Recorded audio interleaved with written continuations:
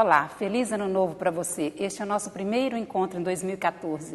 Eu desejo que você tenha um ano bonito, alegre, cheio de esperança. E falando em esperança, eu quero ler um texto da minha amiga professora Terezinha Web de Menezes sobre esse tema. Ela diz o seguinte: o que nos move sempre é a esperança. Esperança de que o dia de amanhã seja melhor do que o de hoje. Esperança de que os descaminhos se tornem novamente caminhos. Esperança de que as lágrimas, que todo o olhar, possam descer até os lábios e abri-los em sorriso. Esperança de que a saudade doída se transforme em lembranças amorosas que aqueçam o coração. Eu te desejo um grande movimento de esperança neste ano. Bom, falando em ano novo, dia 6 de janeiro é comemorado o dia de Santos Reis. Em Uberaba tem uma capela que fica lá no bairro Olinda. Na verdade, esses festejos, pelos foliões, ele começa no mês de dezembro, mas é coroado uma grande festa no dia 6 de janeiro. A Capela de Santos Reis, ela é ligada à Paróquia da Ressurreição, ou também Igreja das Almas, como é conhecido. E o responsável por essa paróquia é o Padre Paulo Porta, que é o nosso primeiro convidado de 2014. Seja muito bem-vindo ao nosso programa Movimento, Padre. É uma honra recebê-lo. Muito obrigado. Agradeço o seu convite. Para mim também é uma alegria estar aqui. E cumprimento a você, os nossos telespectadores na TV Câmara, TV Universitária, YouTube, todos que assistirem esse nosso bate-papo, muito legal. Eu acho que eu tenho que fazer uma correção, inclusive, porque eu estou te chamando de padre, mas eu sei que o senhor também tem o título de monsenhor. Qual que é essa diferença dentro da hierarquia da igreja? Olha, eu costumo brincar com as pessoas que, quando elas me chamam de monsenhor, eu penso que está chamando outro padre, né? E para mim, eu costumo dizer assim, olha, monsenhor para mim é um apelido eclesiástico. E como dizia o Chico Anísio, de saudosa memória, o salário, então a diferença praticamente é nenhuma, né? É apenas um título a mais que se concede pela igreja e a um ou outro padre, nem todos têm esse título, mas é apenas uma honraria e a diferença praticamente é muito pouca ou quase nenhuma. Mas ela vem agregada com algumas atribuições, algumas funções de ordem administrativa, de ordem de gestão, além da propriamente executada pelo padre dentro da igreja? Exatamente. Às vezes por cargos, desempenho de papéis importantes dentro da igreja, na hierarquia, funções eclesiásticas e etc. É bom lembrar que o Santo Padre é que concede o título, mas quem pede é o bispo local, né? Quem me concedeu esse título foi Dom Roque. Então, monsenhor, o senhor esteve durante 24 anos aqui na Catedral, aqui na Praça Rui Barbosa, E há poucos meses o senhor está lá na Igreja da Ressurreição. Como é que é feita essa passagem? Como é que está essa adaptação? Porque até a primeira vez que o senhor vai gerenciar lá, ou conduzir essa festa religiosa que é de Santos Reis. Como é que está essa programação lá? Bom, primeira, vamos por parte, como que é esse processo de transferência, que é a primeira pergunta que você fez. O atual arcebispo, Dom Paulo, ele veio já com essa mentalidade de transferir os padres, todos que estavam em suas paróquias, estabelecidos há mais de 6 anos. Então ele já veio com esse conceito formado. E chegou aqui e começou a mexida, segundo alguns, um pouco precipitada, mexida, mas a gente vai se adaptando, mexida por mexida, se tem que mexer, a gente tem que se adaptar, não é mesmo? Então toda essa mudança, essa troca de padres, realmente ela traz um grande desafio, às vezes um pouco de dor, porque é dolorido deixar o lugar que a gente está, o lugar que a gente conquistou amigos, o lugar que a gente conviveu mais de 20 anos e deixar tudo para trás, o lugar que a gente construiu, e aí deixar isso tudo para trás, realmente não é muito fácil, é um processo doloroso. Para mim foi doloroso, mas por outro lado estou encontrando novos amigos, fazendo novos amigos, pessoas boas que a gente encontra no caminho, nas pastorais, nas novas paróquias e assim por diante, e a gente vai se acostumando. E com o costume vem a adaptação. Isso é questão de tempo, Então, agora vamos falar da nova paróquia, não é isso? Da nova paróquia de Santos Reis. Isso, a nova paróquia lá da Ressurreição, antiga Igreja das Almas. Me perguntam, por que isso? Que história é essa de Igreja das Almas? Porque é vizinho, era antigamente, né? Não havia nada por lá, simplesmente o cemitério. E se fez uma capelinha, e a capelinha foi dedicada às almas, por ficar muito próximo ao cemitério. Hoje é um bairro constituído, um bairro bonito, muito bem organizado e tudo. O cemitério parece que nem fica mais tão próximo, porque ficam vários quarteirões para lá. E então a igreja passou a se chamar, depois de constituída a paróquia, Ressurreição. Aí pergunta, mas Igreja da Ressurreição e o padroeiro? Cristo ressuscitado. Como dizia um padre amigo meu, era muito engraçado, e ele contava histórias engraçadas. Um baiano, ele dizia assim, padre, onde Deus é padroeiro, o padre morre de fome. Então, isso é uma brincadeira, evidentemente. Então, lá o padroeiro não é praticamente Deus ressuscitado, mas é Nossa Senhora do Carmo. E agora nós estamos com essa nomenclatura procurando firmar isto. Quem é o padroeiro ou a padroeira? É Nossa Senhora do Carmo. Né? E a Igreja da Ressurreição, por essa cultura de estar nas proximidades do cemitério de São João Batista. Mas nós estamos desenvolvendo lá na segunda-feira a Missa das Almas, a devoção das almas. A Missa das Almas é muito interessante. O Padre Júnior está me ajudando nisso, está coordenando a missa da segunda-feira, e é muito interessante, muito bonita, e o pessoal está acostumando a ir à Missa das Almas, né? Leva suas intenções, os seus falecidos, coisa e tal. Então é muito interessante, né?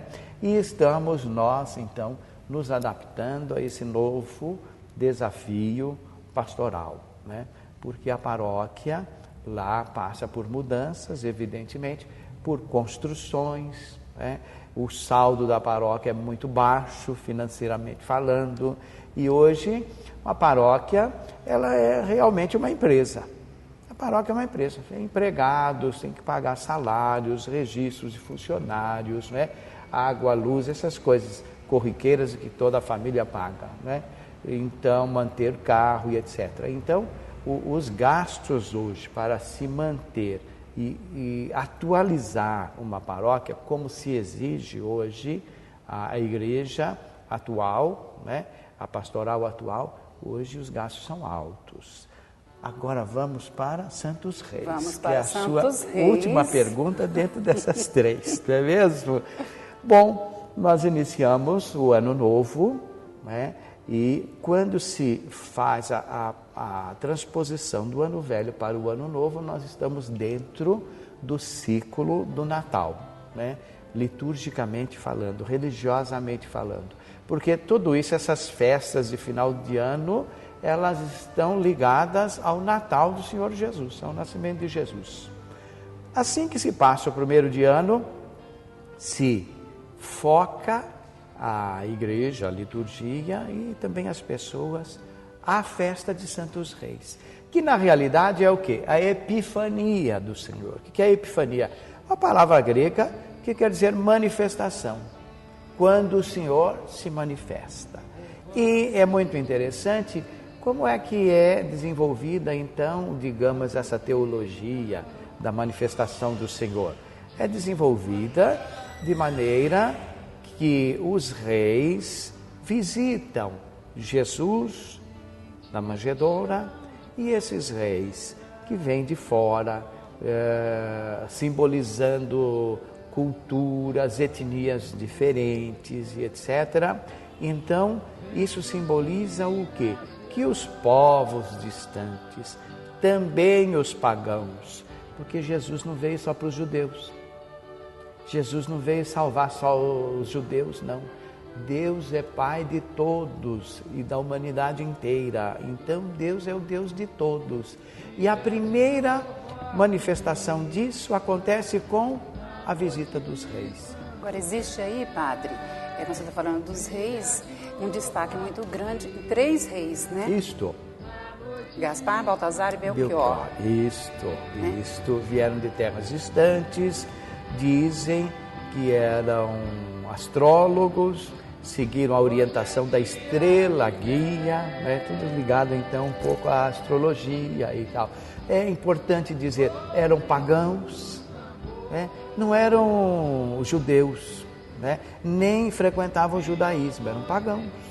E essa simbologia mostra aqui o quê?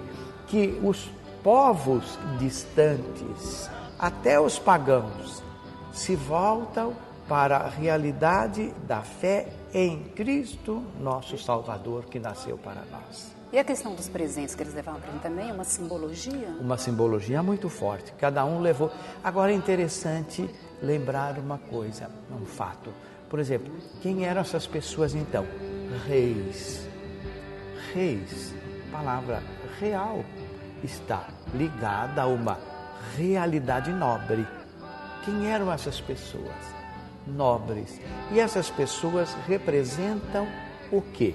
De fato, os reis representam a alta classe ou a classe alta, na época que também eles, ricos, se reverenciaram diante da grande realidade do nascimento de Jesus. Pobre e humilde que nasceu na manjedoura. Então, os ricos, os abastados da época, os reis, os pagãos, o mundo inteiro se voltou e se reverenciou diante da grande simbologia que é o nascimento de Jesus na manjedoura.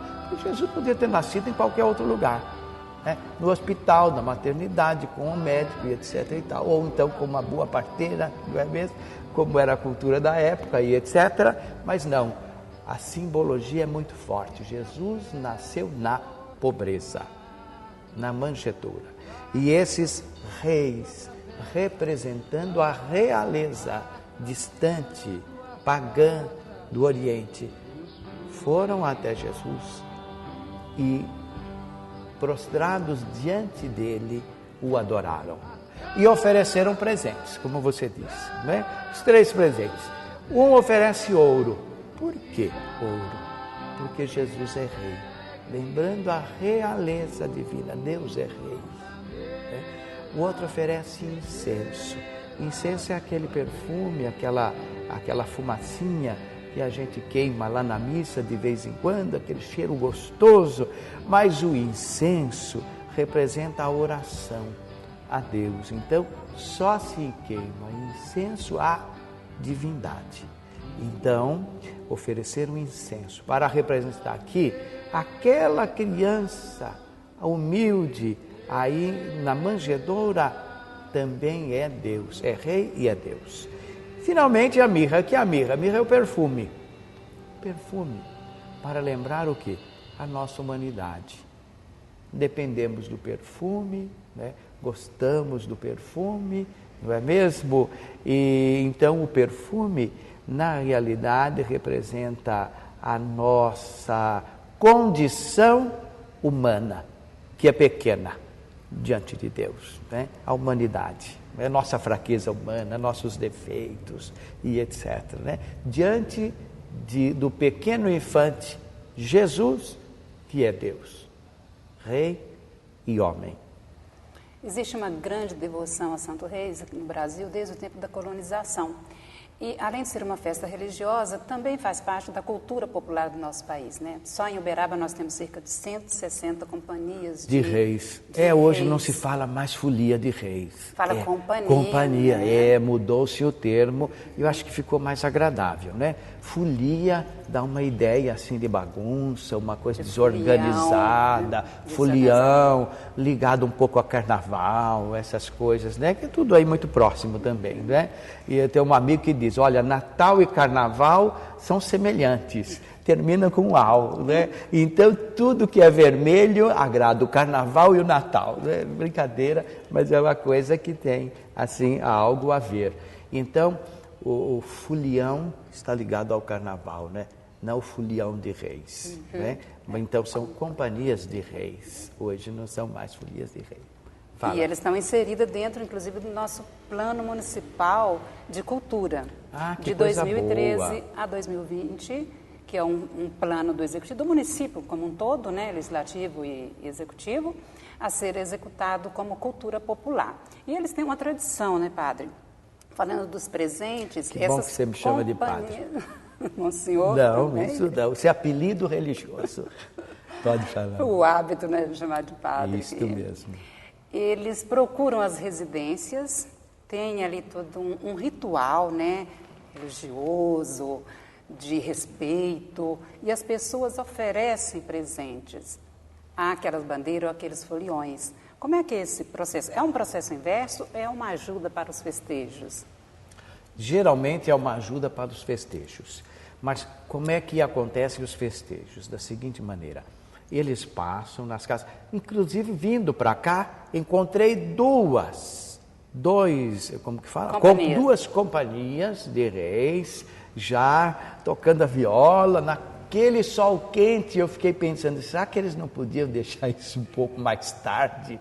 Né? Naquele sol quente e tal, e lá batendo o batuque, tocando o violão e cantando e batendo nas portas das casas. Por que eles fazem isso? E eles arrecadam com isso algum dinheirinho, e o termo que eles usam no popular é a esmola mesmo. A esmola aos santos reis. É muito feio esse termo, esmola, não é? Eu acho que poderia ser doação, mais donativo, é mais bonito. Mas então, ou a esmola, ou o donativo, ou o doce que eles dão, ou o alimento. Tem gente que dá leitoa, dá frango, dá arroz e etc., macarrão. No dia dos Santos Reis, a tradição popular dessa festa manda que se faça uma grande refeição, ou um grande almoço, ou um grande jantar, para todo mundo comer de graça.